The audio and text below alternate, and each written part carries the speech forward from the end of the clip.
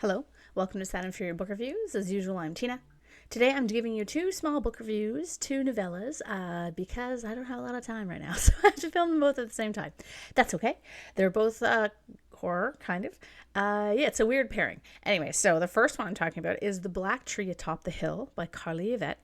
This is a book that came out in 2023. It's a horror fantasy western from Clash Books. I received this book as a Christmas present from my brother, and yes, it took me 10 months to read it. A horror fantasy with a cool setting. The Black Tree Atop the Hill is an engaging read, but I did wish it were a little longer. So what is it about? What came first in this gothic western, the ghosts or the black tree atop the hill? Set in an alternative American Old West that is hauntingly familiar yet strangely off-putting, Marisol is the first to see the tree on the hill, but that's only to be expected. As the witch of Jack Boyd's ranch, her job is to notice threats even amid a most disastrous calving season. It is up to Marisol and the ranch's ghost to work together to stop mysteriously spitting trees from taking over their ranch, California, and the entirety of the country. But real magic requires sacrifice, and Marisol is not certain she's prepared to accept the consequences of what she must do to stop the tree's advance. So this novella has a really interesting world building and magic system, and it is a great one-sitting story. It's very short. I have it. Where did it go? I don't know. It's probably like up in my dresser, but I cannot find it. So anyway, yeah, it's tiny little thing. It's a horror fantasy western, and it reminded me a lot of a book I read earlier this year, The Country Under Heaven, which I loved, and as it has the same sort of alternative history aspect and the same kind of time period too. What I love most about this book is the atmosphere. It's dark and vivid without being overwritten. The landscape feels alive, like it's harsh and strange and beautiful at the same time. There's a haunting tone that pervades the book with a sort of almost folk horror aspect to it. The mix of Western grit and Gothic dread feels surprisingly natural, and the world is a blend of historical and dreamlike. The idea of nature turning against those who've settled it is also raises really interesting questions about colonialism, and I think a lot can be kind of like teased out of the book if you read it kind of on a deeper level. At the same time, I did find myself wishing for a little more. Because it's such a short book, the story moves quickly, sometimes too quickly. I wanted to spend more time with Marisol to understand her connection to the land and to the ghosts.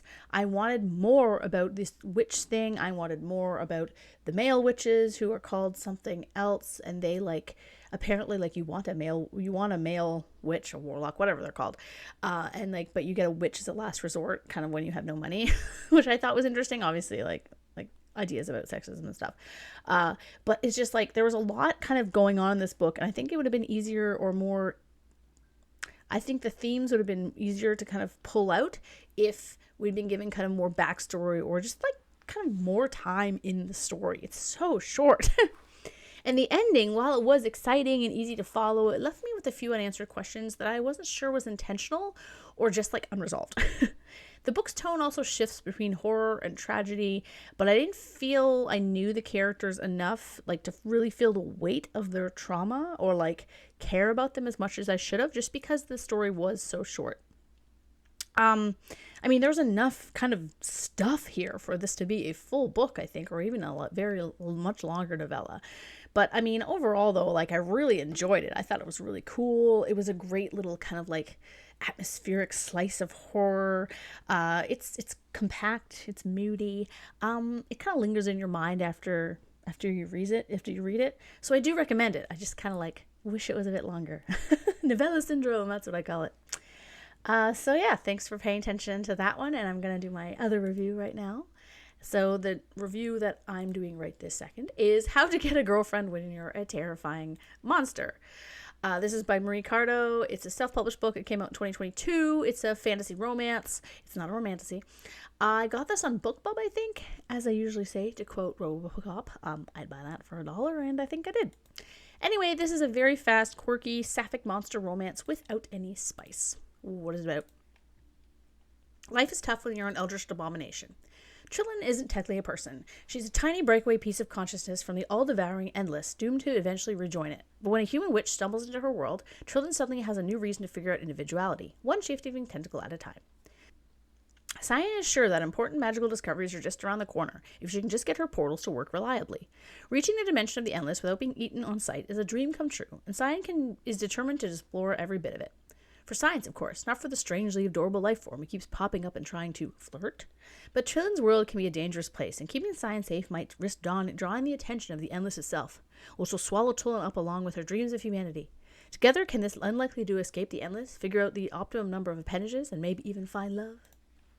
Honestly, I was expecting a little more from this book than what I got, but I'll talk about the good stuff first. The tone is fun. Despite its premise, interdimensional monsters, portals, and someone on the run, the book never feels heavy. It's light and playful, sometimes absurd, but also surprisingly sincere. It's cute. It's very cute. Trillin's attempts to understand individuality, affection, and physical form are both funny and oddly relatable. You end up rooting for her when she learns to navigate emotions she's never had before, and her connection with Cyan is awkward but cute. It's almost cozy. It's like a cozy adjacent story. That said, just like the other book I just reviewed 2 seconds ago, it's a very short book, and that brings up kind of its downsides.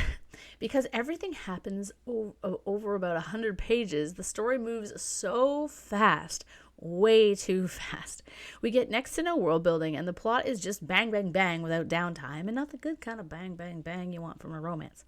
I kept wanting to know more about how Trillin's world actually worked, what the Endless truly represented, how Cyan's magic fits into the structure, because that was never addressed. Instead, the story seems content to use those elements as a backdrop with any sort of kind of exposition, and I found that really frustrating because I was like, no, I want to know the deal behind all of this. And the romance is the most insta-love of insta-loves. There's next to no romantic tension, and the love story fell really flat for me. Like, Trillin sees Cyan and instantly loves her. Why? Why not show Cyan arriving a few times and doing things to make Trill interested? Or why not have their attraction develop after versus just a weird, I have the hots for this monster? I don't know. It just didn't work for me. I didn't really feel their connection. Maybe because it was too short. It was a cute story, though, that was fun to read. You know, I could read it in like one sitting. It was cute, but I don't think it's a series that I will continue. But if you like a sweet romance, like with literally no spice in it, you might like this, especially if you like monster romance, but you don't want any of the more interesting aspects of it, I will say. The stuff that clearly I want to read about because I'm weird. Yeah, so thanks for watching, and I hope you enjoyed both of these reviews. Thanks.